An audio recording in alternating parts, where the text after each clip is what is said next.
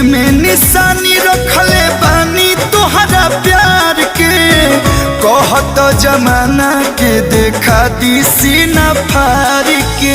केहू पागल कही केहू आशिकाना कही, आज हम कहतानी कल जमाना कही।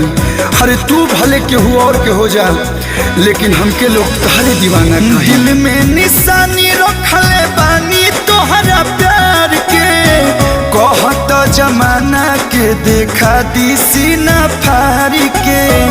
आज तोहर फोटो बा हो, आज तोहर फोटो बा करे जावा में टांगल। आज तोहर फोटो बा करे जावा में टांगल। यही से दीवाना तोहर भइल बाटे पा।